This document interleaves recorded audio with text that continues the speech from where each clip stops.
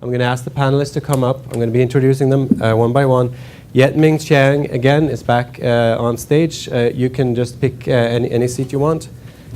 So he's the noted battery professor. Many of you were here this morning when he spoke. Eugenio Gulbenzu, he is energy director at Acciona, one of the ILP member companies, a European energy player. I sit next to you.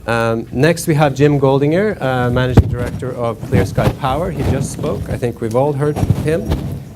And then we should have a last panelist, but he does not appear to be in the room, and I will take that chair. All right. I know I'd be wrong. No. The topic of today, of course, is batteries and beyond, and we're going to make this very simple. There's really four topics we're going to be talking about. One is, in one word, right? It's business, apps, policy, and society. And we'll handle these, as they come along, and I'm going to let the panelists, a little bit define this as they may. But I wanted to give a chance first to Eugenio. You haven't been on stage. Maybe I can ask you to introduce yourself very, very, very briefly and tell us a tiny little thing about Acciona. Okay, good morning, ladies and gentlemen. On behalf of Acciona, I want to thank the organizers for giving us, and today particularly to me, the opportunity to attend to this very interesting event. Acciona Energy is a business unit of Acciona Group, which is a family-owned Spanish company with 36,000 people, basically, with presence in more than 30 countries around the world. But Acciona Energy itself is a green utility, and we were declared the last 2 years on the road by Intelligent Energy the top 1 green utility in the world, and we are very proud for that. We have around 11 gigawatts of assets, basically wind energy, but as well we have PV, solar concentrated, and biomass. That's great. I will finish with this. My responsibilities, I'm a innovation project director after holding different positions, and after being some kind of startup manager within the company, because in my career I have started different initiatives, and some of them they failed, others they have succeeded. Jim, let's start with this. We have talked a lot about technology. This may be the panelist wondering, can someone pick this up? And if this is the panelist, tell them where to go. This happens a lot. It happens a lot. Can we start with you, Jim? Existing business models. We have talked a lot about technology. You brought up, the size of markets and various things. Tell us how you see the battery market as it's moving ahead. Are we looking at the same types of ways of monetizing these batteries and technologies as we've seen before, or are we entering a new landscape? Well, I was trying to give an example, too, that I think for consumer electronics, I think a lot of it's been played out. I think it's fairly difficult to try to go and improve. If someone's going to design a new project for a cell phone, it's generally going to be a new chemistry. They've got a lot of headwinds against lithium. Lithium is not the best technology in any way. I think I agree with you when you said that before, how broken that model is. But when that's all that you have, and you've got a lot of time to go ahead and improve it, make up for the negatives that it has, they've been able to do that more or less fairly well. And I think that's going to be a tough space to break in. However, for new applications, there's always new specs. The new specs actually have an opening for things that are important. Again, lifetime was a perfect example I gave before. Someone cares about, if someone's going to go out and put stationary storage, they don't care about going and charging something just 2,000 times. They care about something, if it's going to be on your utility grid, it's going to have to last 20 years. It opens up a... Yeah. But are people going to be buying these batteries? Are they going to be renting them? Hardware as a service is very popular, a little, new spin on a business model. Is that even possible in the energy space? That is an excellent question. And the good news is, if this works, if you actually go out and have a particular technology that meets the needs of a utility, they're going to buy it in a big way. And the reason they do is how utilities sort of work. Utilities deploy assets, and they get paid a rate of return on managing those assets. The rates are set by public utilities commissions for managing all of those assets.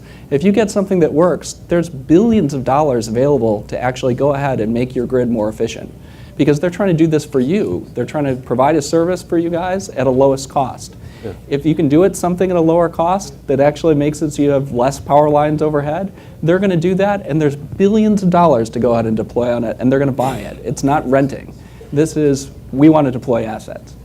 Yeah, Ming, well, we're going to go to you, Eugenia, in a second. Yeah, Ming, okay. You've had 3 startups. I haven't mentioned them yet because we didn't have time to talk about them. But A123 Systems, American Superconductor, and 24M, which was here in the room today.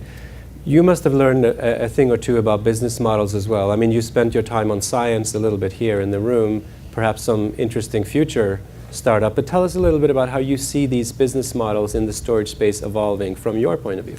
Yes, from the startup point of view, I love what Jim is saying, but I have to say that in the history of battery startups, there is yet to be one that has really cracked the code on how to go all the way. Right? I mean, the acquisitions of in the last few years, you've seen some acquisitions of startups, but those have generally been at a very early stage of technology. Right? So they haven't. Hasn't been at a sufficient proof point to do what Jim referred to. I think that if you look at some of the recent failures, we now have a pretty good idea of what doesn't work. Right? And what hasn't worked is for a startup battery company to develop a new technology and then try to go into manufacturing on its own. We learned these lessons the hard way at A123, and there are other recent examples. In order to convince an auto company or utility that you have what it takes to sell them batteries, you have to build a very large factory. Right?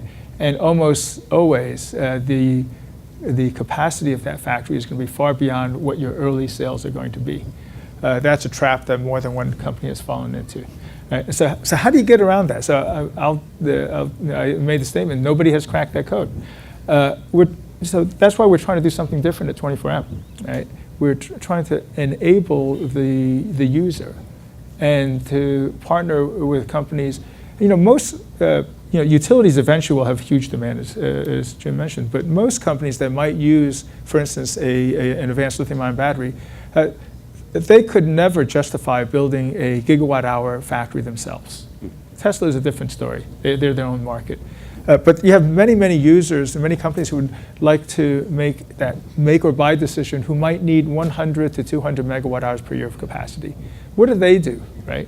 And right now, the only thing they can do is go to the existing entrenched, very large producers. Right? And so our approach, what we're trying to enable is that a different option for that type of user, that type of company. We'll see if it works. Like I said, we try hard not to repeat old mistakes. We're trying to make new mistakes. Yeah, we'll see. That's the spirit of an MIT professor, making new mistakes and learning from them. And yeah. Well, you're being modest. A123 did pretty well. You're pretty close to cracking the code. That's right. But in the end, the failure mode was exactly as I described. Yeah, no, fair point. A too large a factory, not enough business at that time to fill that factory. Of course, now the factory's full. Right? It just took a few more years than we had the capital for. We're going to talk more about your students and how you inspire entrepreneurship. I just wanted to pick up on the utility point. Eugenia, you work with utilities, so you have big plans of working with a lot of them. Tell us a little bit about the large company perspective on, either building factories, should startups be building factories, or the commercial business model thing. When you guys look for new innovation outside of your company, what things are you looking for? Okay.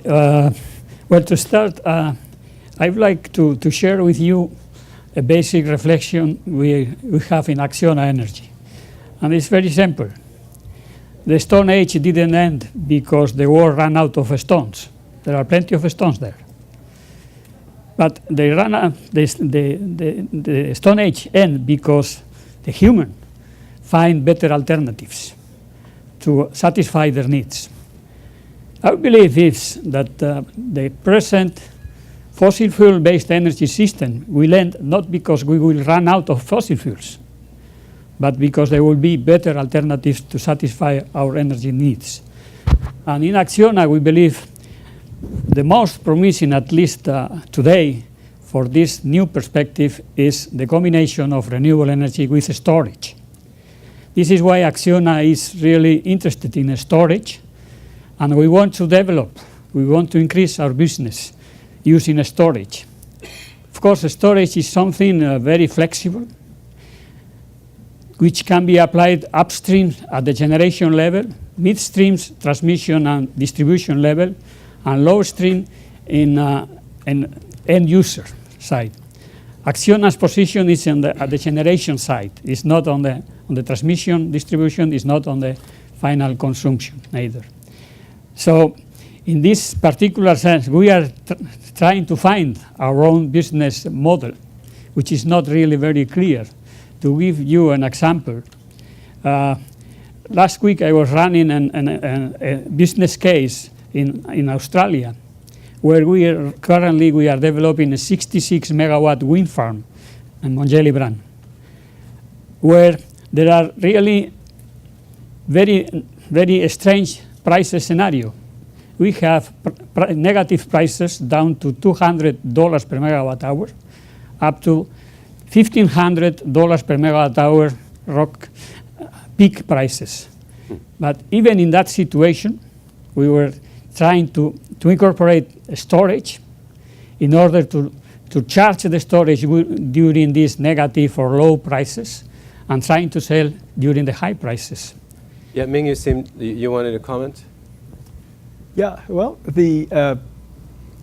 this is exactly the kind of scenario that we're trying to understand for low-cost, long-duration storage. Right? And these artificial situations where you have strongly negative pricing is, it's a battery developer's dream, right? Yeah, but it's such an important point that I just don't want that to get lost. Here's something that you produce power from a wind turbine, and it's negative price. It costs money to put that power onto the grid because you've got to turn down base load. People don't want to take that power at all, but the wind stops 15 minutes later and it's worth a fortune. So if you can't make a business model work for storage like that, where you can change that wild swing of price for just 15 minutes, that's the opportunity that you might have here. So let me bring in a gentleman who arrived very recently. Carl, you guys have been in business for a while doing wildly different things than energy storage, but how does Shell see this whole concept of storage?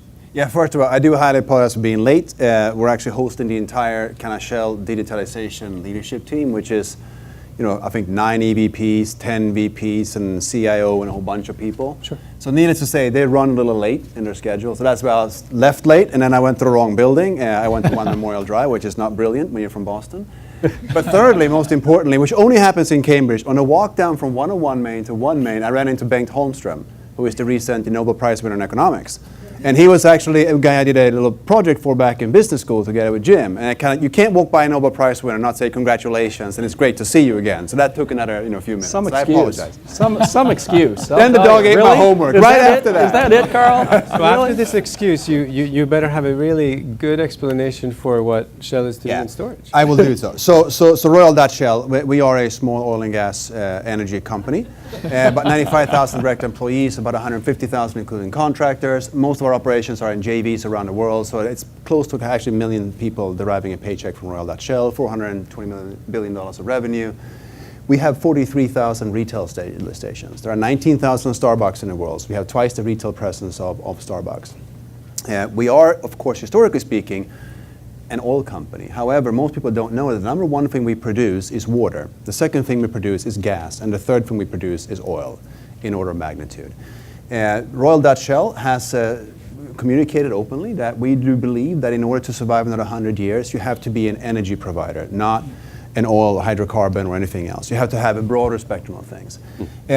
What we actually do quite well are large, complex projects, preferably the ones that also involve government agencies or government regulatory authorities, etc. And if you think about storage, that is something that probably could be a pretty good skill set to have. So that's how we're thinking about it, right? Yeah. We actually last October started a new business unit called New Energies, which is sole purpose is to use renewables to deliver material impact to Royal Dutch Shell's bottom line. Yeah. And of course, when you are $400 billion plus, material impact is not $10 million a year revenue. It is $1 billion or kind of. So in storage, Yeah. the way we're thinking about it is that larger size projects, right, preferably in complex environments, is probably something we will be first. We may also have ideas around kind of, for example, offshore wind, right, or large PV projects, where again, our project management skills with large projects come into play. And in order, as we just discussed, in order to get those economically viable, you probably do need to have a storage infrastructure attached to that in some way, shape, or form. So let's then move, we've talked about technologies all morning, and they are extremely important, but there must be a reason why this room was overpacked and overcapacity this morning. I mean, storage and energy and battery startups, we've had many of them for a while. I mean, it's been certainly a decade, maybe more, of kind of a flurry of these startups in Boston. I wanted the panel maybe to comment a little bit on the apps that are coming from this, and taking it further from just the business models. This morning, Ample showed us the concept of battery swapping, which is arguably a fairly new way to think about this, and they are arguably leapfrogging some of the infrastructure required. I remember old arguments saying, the reason why the electric car is not viable is that you have to change the entire mobility infrastructure. Well, guess if you could change that really quickly, or you don't really have to change it at all, and you can build on existing things. Does anyone want to jump in and I don't know, we can talk about autonomous cars or any kind of new application that has come up that has gotten people, society, everyone excited about these new prospects that aren't necessarily sitting and waiting for the next MIT innovation, but they're sort of saying, we'll take what you have now, just give it on the iPhone and we'll use it now. I mean, am I simplifying this, or Yetming, maybe you should comment. I'll start. Am I all wrong here? Is it because of MIT that we are even here talking about this? We have a group of panelists who are all interested in large-scale energy. So let me pose a question that we're trying to answer. Right? When you look at studies of deep decarbonization of the energy system, there's a tendency, at least in academic studies, to say, let's reimagine the grid. Right? Let's imagine that we start all over. And that has value to a certain point, but I think recently the folks I've been talking to, the perspective, especially those who have tried to deploy storage, that's not how it's going to happen. We're not going to get rid of our grid and start all over. Maybe in an underdeveloped country, you start off and you choose microgrids and you don't have transmission lines and things like that. But in the developed world, that's not how it's going to happen. So as renewable penetration grows, right, what happens to the storage that you need in order to manage that, right? And so I've been asking this question of a number of people for a couple of years, and especially thinking about the idea of longer duration, even seasonal kinds of storage, right? And it's gotten to a point where you mentioned the word seasonal storage, and that's also it starts to become a little bit of a hot button because there are widely varying views on that, right? And one friend of mine said, well, seasonal storage, that's what the Earth, the planet practices. That's why you have hydropower, right? Seasonal storage. You freeze water in the winter. Right? So what we've started to do about that, so the answers are not clear, but what we started to do is to look at the following problem. If you were to say, I have wind and I have solar, and I have geographically varying wind and solar, what storage would it take to take that and turn it into drop-in replacements for power plants as we know them today? Because if you could do that, then you can, let's call it incrementally, displace fossil generation, right? And so, for instance, using real historical data for good and less good resources of wind and solar, we started to do this, and this will be published work, and the results are just now coming in. The answer seems to be heading the following direction. To do things like that, you'll need storage which is significantly lower cost than this $100 a kilowatt hour we've all been using as a bogey for a long time. Right? It'll probably be less than $50 a kilowatt hour. Right? That is what you need. But it'll operate over a much longer duration than what we think today. Right? And so moving in that direction of maybe not seasonal, but multi-day, multi-week, multi-month. So that's kind of one thing we've been thinking about. And if the other panelists have anything to say about that, I'd love to hear it. Hey. You're getting ahead of yourself in some ways. Sure, if you had seasonal storage, you could solve a lot of problems, but there's a lot of lower hanging fruit in shorter term storage that can support prices for batteries that are a lot more than $50 a kilowatt hour today. They have other issues with lifetime and other issues they have to go ahead and solve, but you don't have to wait to reimagine the grid. We've got a lot of issues that are happening on the grid today that batteries can go ahead and solve those problems. Renewables are a blessing, an absolute blessing to the world, but it creates a whole bunch of problems. When governments pass rules to have people go out and put in solar that doesn't make any economic sense unless you're getting a check from the government, people do things that are actually not as smart or as efficient. If I can put solar on my house and it costs me $4 a watt, when a utility can do it for 75 cents a watt for actually putting it down, why am I insteading people put it on their house and then cause lots of issues because people are putting power sources on their house where the grid doesn't need it, as opposed to where, and why do you care about this? You care about this because you're paying. You're still paying for this. This is, the utilities are a service for you, the rates are set.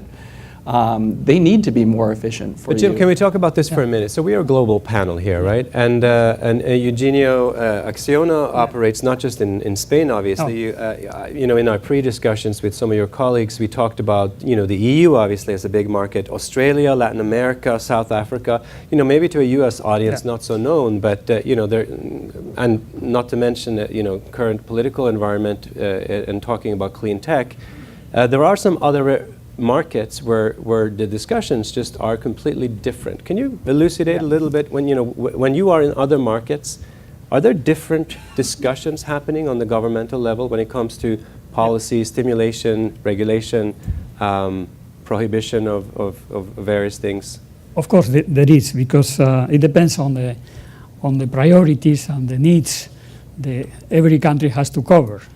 The situation is very different in developed countries like the EU or the United States. If you compare with Chile, India, South Africa or Australia, they need a lot of energy and they need fast. And the combination, once again, the combination of renewable energy with storage is the fastest way to produce energy today. I'm sure all of you know the world record in terms of storage project development in California this year, the end of last year or this year, around 93 days just to develop 80 megawatt hours storage unit. Currently in our company, we are preparing to develop a PV plant in Mexico, 450 megawatt PV plant. It will be developed in 14 months. This means 10 megawatts a week, 15 megawatts a week. If you combine this situation, this means that in 6 months, you will be able to develop a power plant with 3, 4, 5 hours storage of around 200 megawatts. And this is very important for developing countries especially. Of course, for the developed countries, to solve some of the grid problems we are facing today, storage is another solution. But in this case, my opinion is that the duration of this storage is shorter than Professor has said. I think below 3-4 hours can solve a lot of problems, and this is something that is modular, is fast. But because to answer a little bit your question, apart from the storage technology itself, that it seems that today lithium-ion family is the winner, there is another very important aspect when it comes to apply storage, and this is software. I mean, the software is very, very important. Not only the data treatment is very, very important, not only the historical data, but also for prediction. To give you another example, today Acciona Energy has qualified 2 gigawatts in Spain, wind energy, 2 gigawatts to provide grid ancillary services. We are not disturbing the grid. We are not causing problems to the grid. We are collaborating with the grid stability. Now we are considering to incorporate storage to these 2 gigawatts in order to improve. So let's consider the reality. But So Eugenio, the we have software talked- is very important. Software is important. We've talked about technology, business. I'm going to give Yetming a point here, but after that, let's open it up because we have covered our 3 issues. We're back to society. I'm going to use you as a proxy for society. We'll talk about some questions. I wanted to just respond. So first, I don't disagree with Jim at all that there is lower hanging fruit. Aw. Okay, so and I think a lot of that is lithium-ion territory. 3-4 hours, that's lithium-ion territory. Yes. Low-cost lithium-ion. That's the whole reason we're trying to create a much lower-cost lithium-ion technology. But I do have to ask, the plant you're talking about, renewables only plus storage. Does that do everything? Is it standalone? Does it do everything? How much geographical averaging does it take? And is it grid connected at all? I mean, is it connected to any other source of power? No. I'm talking right now. I'm talking on grid connected. Okay. On grid connected. We are not acting. Acciona is not acting yet in off grid. Yeah, Although so we I are get looking that, at it's on grid. And there's a huge market for something such as low-cost lithium-ion in that territory. Let's take a couple of audience questions. I will be throwing this mic around, so watch out. Let's see how the ceiling's a little low. As I said. Go ahead. Okay, I'm Kosuke from IHI in Japan. Today, I was expecting for more future things for batteries, energy storage, not only the lithium-ion battery. And in near future, Professor Yetmin Chan showed that the redox flow battery is possibility that has a lower cost capability than lithium-ion battery. But still, it's only vanadium type in the moment. But a lot of researchers are doing research on a lower cost redox flow battery, which still looks a little bit far off. How would you think, envision the future of those other technology than lithium-ion battery? Yeah. So I think that redox flow batteries currently, and perhaps momentarily, have been stalled by the dropping cost of lithium-ion. Right? And so the value proposition is not quite as attractive right now as it was before the lithium-ion cost curve came down so far. But as you point out, and that was part of the focus for what we've been doing, there are lower cost options there, right? And on that chart that I showed you of chemical costs, there's some pretty low baseline ones. Not sulfur, I think, is the lowest, but there are others that are quite low, and you can still expect that to go on. So there are still there's still very vibrant community working on not only the research into flow batteries, but also development in startups. Yeah. What's the view from? Let's take one question per member. Let's get to this side. Is there a question on this end here? We have one in the back. This is going to be a challenge. I'm going to change my technique. Okay. Oh. Good. Nice. Okay, I'm Sean Becker, Sparkplug Power, and full disclosure, former GE Hydro guy.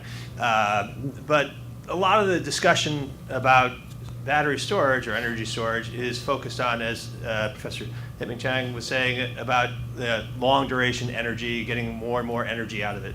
And yet, if you look at the power grid, a lot of the cost to some of our customers, commercial businesses, is up to 3/4 that distribution, that getting it there. And therefore, having a package which can be distributed and at the point of load seems even more pressing for us than having a much longer energy component in that we could source wholesale hydro or gas turbines. So do you see a much more distributed model as opposed to a much more centralized model taking hold? Yes. That's completely right. When we're talking about all the market drivers for batteries, the third bullet I had is transmission distribution deferral. If you have a particular area of a city that a lot of people are moving there, needs a lot more power, people, even a wealthy neighborhood buying a lot of Teslas, each Tesla that you're adding in a house really doubles the amount of power they need at certain times of the day. So it's almost like 2 houses in one. it causes a lot of issues. How you still have to go ahead and make sure when you turn on your, flip the switch, you're going to get power. So how do you get that there? Well, one way is you have to go ahead and put new copper lines and run them across, and disrupt everybody. And another way is, hey, I'm just trying to solve a peak problem for 20 minutes. I can do that with batteries that are really easy to distribute and put every place. That's a great business model and a great place where people are looking at batteries. You just have to solve a lot of the other problems that people have too, that lithium ion is, struggles. Lifetime being one of the biggest ones. I'm going to move over here if there's a question. Otherwise, I have lots of questions. Here you go. I have a question about cost. There's a lot of cost discussion about $150 per kilowatt hour. So what's more important? Is it the initial cost of of storage per kilowatt hour, or the total throughput energy cost divided by the nameplate capacity of a system?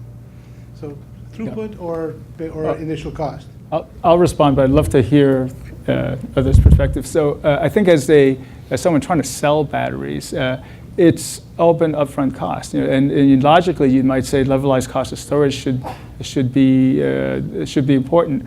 But there have been multiple reasons why I think upfront cost remains the most important. One is that the technology is not yet proven. Battery developers are known for lying. So when you give a life number, very often the customer doesn't believe you. There's a sense that maybe the technology will develop fast enough that 7 years is plenty and you'll turn over and use something else. And then I think there's the other factor, which is just that on a depreciation point of view, out cycles and out years are just worth less. Right? So I'd love to hear another perspective, but I think it's still very heavily weighted towards initial capital costs. Maybe I can add something. There's also, if you are a large public company, it's also the question of towards your investor base, right, who bought into your stock for a specific purpose. If you're not going to decrease those dividends, for example, that they rely on from you as a stock, right, and divert that into buying new kind of energy or battery or new business models going forward, the initial cost becomes quite significantly more important than the long-term cost, right? Because you have to actually put that cash out front. So it is also a perception issue in the capital markets. What are you diverting your capital outflows to? I can sort of answer a little bit of that too. It might be slightly different. These guys are actually pretty smart. I'm not a utility guy. It's just utilities happen to be my investors, so I deal with them and know their point of view and see what they do. They're very savvy on knowing exactly what it's going to go out and cost to produce that power over a period of time. So their models count round-trip efficiency, initial cost, the amount of reloading for the batteries they're going to have in a certain number of years, the amount of how quickly they're actually discharging and charging with models that they've tested. All of that's taken into consideration, and which should make us feel good about upfront costs. There's a lot of money in there if you can actually go ahead and solve the problem. Upfront cost isn't as scary as you think. If I need to go ahead and get power to a particular neighborhood in Massachusetts, you have to go ahead and put those lines. This is a public service. If it costs $1 billion to put that line in, they're going to go to the Public Utilities Commission and going to get that $1 billion, and it's just going to show up on all of your bills in a certain percentage. And the key is to get them to do something that's efficient. If they can go ahead and do that efficiently with batteries, they're going to do it, and there will be $1 billion there to actually buy those batteries to solve that problem. As long as it's cheaper and reliable, that's what they care about. There's money there. So let me ask the panel each a quick question. Those of you who know how this operates know it's a quick question and a quick answer. So I'm going to ask each of you what you are the most excited about in the space of batteries and beyond. And we can start at any end of the room. That end. You know that was going to happen. So I think from our perspective, it is lithium-ion cost decrease. Okay. Yeah, from our perspective, of course, is the upfront cost, but it's also the lifetime of the battery, which is for our perspective is really very important, and to get also the appropriate tools and methods to properly size the battery for the functionality. And this is very important, and this is one of the key aspects Acciona is really working, having developed their own their own simulation and optimization tool. This is really very important. Jim? I guess I'm interested in a lot of things that involve safety. I think there's a huge opportunity for safety. We saw what happened with the Note 7. If that happened, you had to recall all of iPhone 7s, Apple would lose $200 billion market cap. It'd be a huge hit because they don't have as many products. Safety is a real concern for lithium-ion batteries. When all you have is a hammer, everything looks like a nail. Lithium-ion has a lot of problems. You're charging, discharging something at very, very fast rates, making them really, really small, and that electrolyte is flammable. And when those things burn, I don't know if you've ever seen, how hard it is to put out a lithium fire. It's a problem, and that's why you see a lot of the people talking about, hey, do we really want all these laptops on planes? Because hey, it could disguise you can put a bomb on board. It's really the battery itself is the bomb. All right, Ming. I won't get sucked into that. No, There's a lot to be said about that. I'm excited about democratizing lithium-ion battery manufacturing. I think I would, the industry is headed in the same direction as the semiconductor fab industry. Surprisingly, a semiconductor fab and a gigafactory cost about the same, a few $1 billion. And I think that even countries are going to be concerned about batteries being strategic resources and allowing everybody to be able to make lithium-ion batteries and not having to go to a small set of global suppliers. That's the kind of disruption that I'd like to see. So Ming, I promised I will get back to you, given that you kind of are the beginning and the end of this discussion, in the sense that not only do you spur startups yourself, but you have students and people who come to you and are involved in this ecosystem, and you're kind of here representing the next generation and maybe even the 10 startups that we had on stage today. Can you speak a little bit to what you see as, you might have revealed, in one of your very technical slides, the beginning of a new startup, who knows, but not just sort of exactly what is next, but if you think about the next generation and the people around you in your lab, the ones that you're excited about, first of all, how do they even make the move to go from MIT student to founder and taking $25 million as their first round? Tell us about how you got into this and how you managed to stimulate so many collaborators around this topic. There's a great pipeline of young talent in clean tech. They all know that there are easier ways to make money, right? But they're committed. And I think of it as there's a secret handshake club. We all know who the other person is, right? We know who's committed, right? And who's going to be in. I'm going to be in energy for the rest of my life, right? And you just see this is everywhere. So the students, the postdocs, they're committed, and it's not. It's about a much bigger issue than whether or not you can develop apps that allow you to sell to a large software company. Right? Okay. Right? Not that there's anything wrong with that,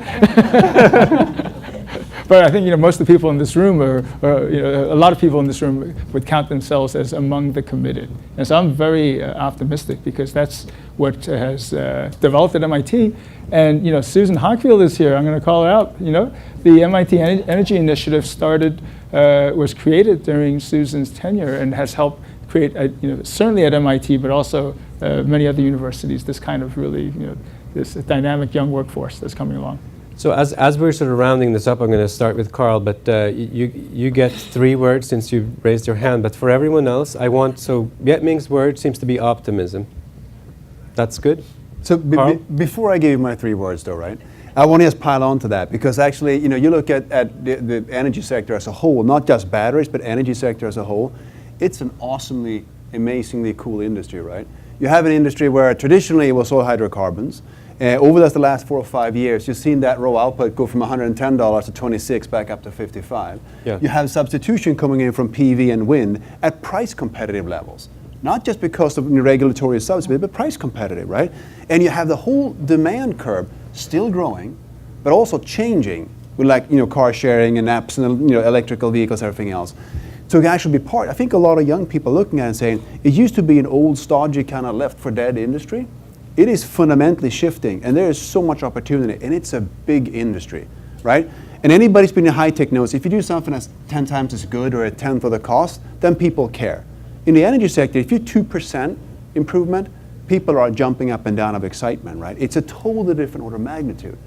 So it is a really cool field to kind of get into. And I think in Boston, we need to do a better job of kind of highlighting that. And I will call out also GE moving their headquarters here, right? The kind of integration between the software world and the physical world, that's something we're really good at. And the energy market is right in that interface, right? Versus if you only do the next kind of phase, Snapchat, Snap app, right? Move to the West Coast. But that's not kind of changing the world.